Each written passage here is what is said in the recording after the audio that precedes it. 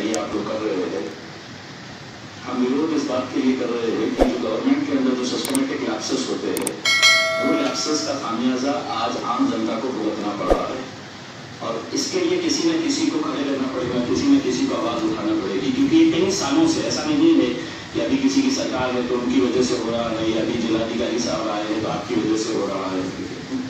ये कई सालों की वजह से हो रहा है, आप भी मानते हैं। और हमने जो मांग की है वो ये मांग की है कि मेडिकल इंफ्रास्ट्रक्चर के ऊपर अगर हमने पहले से ही अगर ध्यान दिए होते, कोरोना 1 साल पहले आया है, लेकिन औरंगाबाद के अंदर कितने हम ऐसे उदाहरण देते तो लिखित रूप के अंदर हमने खुद मांग के लिए है। जैसा एक उदाहरण के तौर के ऊपर अगर आज हमारी सुपर स्पेशलिटी बिल्डिंग जो 2017 के अंदर 150 करोड़ रुपया खर्च करके अगर हमने बनाए हैं, 150 करोड़ रुपया खर्च करके, और उसमें एक भी अगर उसके अंदर रिक्रूटमेंट नहीं हुआ है आज तक, जबकि 219 पोस्ट इसके लिए सैंक्शन किए गए हैं। 2017 से 2021 तक अगर ये पोस्ट अगर भर दिए जाते हैं, इसके लिए ना तो कमिश्नर साहब जिम्मेदार है, ना कलेक्टर साहब जिम्मेदार है, ना म्यूनसिपल कमिश्नर जिम्मेदार है। लेकिन 2017 से अगर एक भी पोस्ट नहीं भरी गई है, आप इमेजिन करिए कि इतने सारे पोस्ट अगर भर दिए जाते तो आज सुपर स्पेशलिटी बिल्डिंग के अंदर हम कम से कम 500 पेशेंट्स को हम हमारे वहाँ पर रख सकते थे।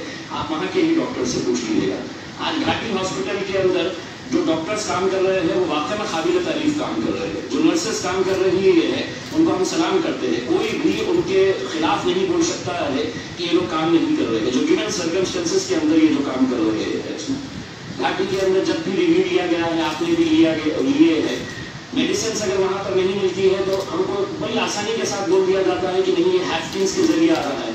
अब ये प्रोसीड्यूरल या ब्यूरोक्रेटिक जो एक हर्डल्स यहाँ पर क्रिएट किए जा रहे हैं, जिसकी वजह से 850 पोस्ट अगर घाटी जैसे अस्पताल के अंदर अगर खाली पड़े हैं, 860 के करीब पोस्ट खाली पड़े हुए हैं घाटी हॉस्पिटल के अंदर, इसके लिए कौन जिम्मेदार है?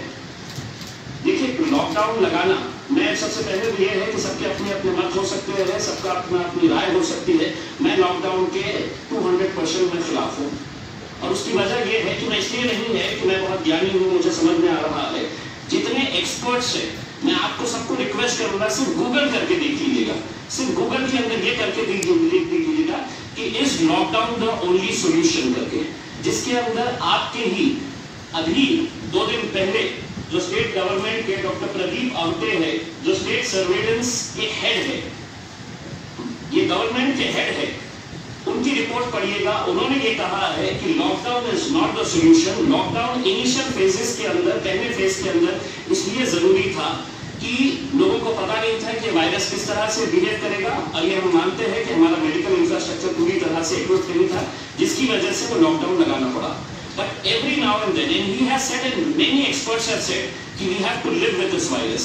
हमको ये वायरस के साथ जीना है। मैं कमिश्नर साहब, आप लोग, कलेक्टर साहब, आप लोग आएंगे 1.5 साल, 2 साल, 3 साल के लिए यहाँ पर और आप लोग चले जाएंगे। लेकिन ये जो पाप औरंगाबाद के साथ ये जो किया गया है, ये कई सालों का पाप है कि जिसकी वजह से आज तो पेशेंट अगर घाटी के अंदर जाता है तो वहां पर उसको बोल दिया जाता है कि यहाँ पर बेड्स नहीं है, प्राइवेट के अंदर चले जाइए। आप मुझे बताएं कि आप ही ने किसी एक ऑफिसर का नाम लिया है जो शिंदे ऑफिसर का, उसका एटीट्यूड अगर आप देखते थे कि किस तरह से वो एटीट्यूड के अंदर रहते हैं, एक IAS ऑफिसर होंगे, लेकिन उसका मतलब ये नहीं है कि आप इस तरह से पेशेंट्स के साथ बिहेव करेंगे। आप बताइए कितने प्राइवेट हॉस्पिटल्स के अंदर ये स्कीम चलाई जा रही है।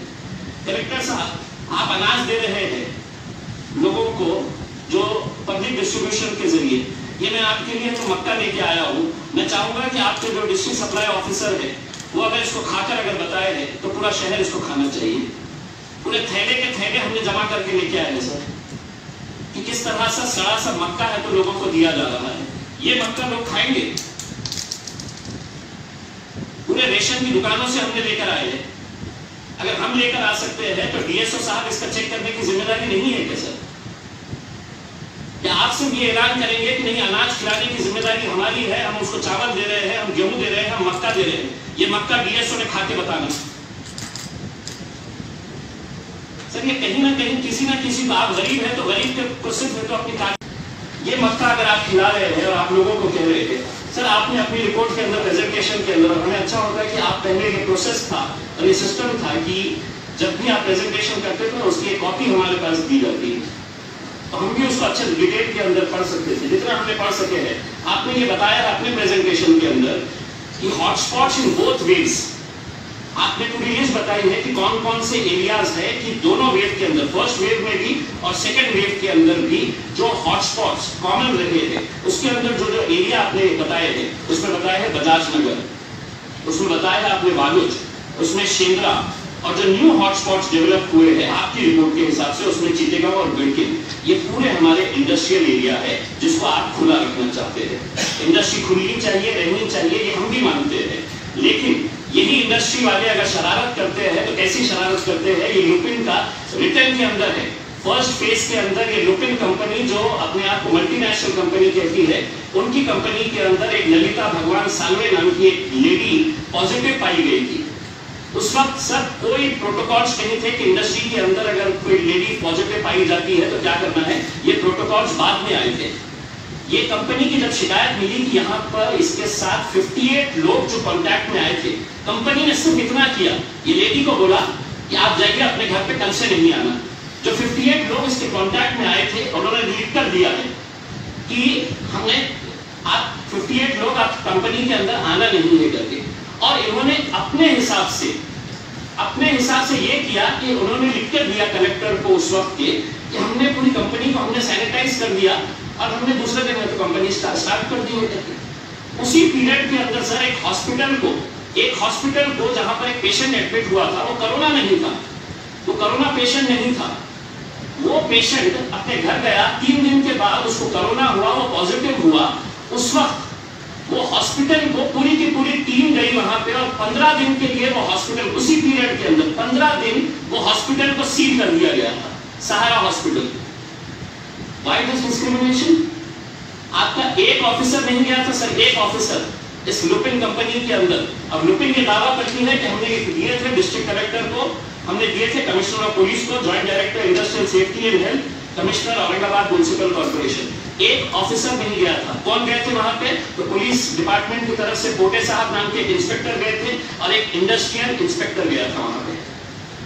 आरिफ कॉलोनी का आज भी यूट्यूब का उठा के देखिएगा सर, कि जब पहला केस अगर मिला था तो 15 ऑफिसर्स की गाड़ियां वहां पर गई थी, लाल रंग की गाड़ी, 15 लाइन। तो आप इंडस्ट्री को एक तरफ अगर ये कर रहे हैं, आप बोल रहे हैं कि इंडस्ट्री का चेन नहीं टूटना चाहिए, हमको कोरोना की चेन तोड़ना है सर। अगर कोरोना की चेन अगर तोड़ना है तो आप ये नहीं कह सकते हैं कि ये खुला रहेगा, ये बंद रहेगा, ये इतने दिन खुला रहेगा। अगर करना है तो सबके लिए फिर कानून लेके आइए, वी विल सपोर्ट यू। लेकिन ये है कि अगर आप अपना मेडिकल इंफ्रास्ट्रक्चर बढ़ाने के लिए सर 1 साल इज टू मच टाइम। आप वेंटिलेटर्स ये वो आप कितने पैसे खर्च कर रहे हैं। देखिए, मैं अगर किसी मुद्दे के ऊपर बताऊंगा कि राज्य सरकार ने कितने करोड़ रुपए कौन कौन से उसके ऊपर डाले हैं, ये राजनीति का मुद्दा हो जाएगा, इसलिए मैं उसके ऊपर नहीं बोलना चाहता हूँ। लेकिन we have enough time of 1 year to improve our medical infrastructure. आपके पास पैंडेमिक एक्ट के अंदर हाउ कैन द डीन से कि कोई आ नहीं रहे? You have enough powers under the pandemic act to cancel the licence of the doctors. How many action you have taken against them? कोई डॉक्टर जो है वो अपनी मर्जी के हिसाब से ये नहीं कह सकता है कि मैं नहीं करूंगा करके। You have that powers under the pandemic act. The dean knows that. How can anybody say कि no the doctors are not coming to work? Ventilator sir पड़े हुए हैं, आज भी कितने वेंटिलेटर जो गांव के अंदर दिए हुए थे। संजय शेरशाह साहब बिल्कुल सही कहा कि अगर हमारे पास इक्विपमेंट रहेगा और आप मैन पावर ही अगर आपके पास नहीं रहेगा, और ये मैन पावर आपकी जिम्मेदारी नहीं थी सर, ये गवर्नमेंट्स की जिम्मेदारी, जिसका खामियाजा पूरे शहर को भुगतना पड़ा। तो हमारा यही कहना है सर कि मतलब ये जो लॉकडाउन का डिसीजन लिया गया है, ये आप ही के एक्सपर्ट बता रहे हैं कि this is not the only solution. We will cooperate with you. हम पूरी तरह से आपका साथ देंगे। अगर आप सब बंद करते हैं तो आप बंद करिएगा, आपको कितने दिन करने का है लॉकडाउन करके, and give us tell us कि इसके बाद हम लोग अब कोरोना के लिए कोई लॉकडाउन नहीं रहेगा करके। जैसा बताया है कि दूसरे शहरों के अंदर सर हम भी है तो दिल्ली के अंदर बेहिसाब केसेस आते हैं, उस पीरियड के अंदर हमने भी देखे। और हमने ये भी देखा है कि एडीसीसी बैंक को अगर आप परमिशन दे रहे हैं तो फिर वो छोटे दुकानदार को आप परमिशन क्यों नहीं दे रहे? एडीसीसी बैंक चूंकि सब पॉलिटिकल लोग चलाते हैं तो आप उनको इलेक्शन कंडक्ट करने की परमिशन दे देंगे, लेकिन आप शादी खानों के अंदर है तो 10 लोग 15 लोगों को जाने की इजाजत नहीं देंगे।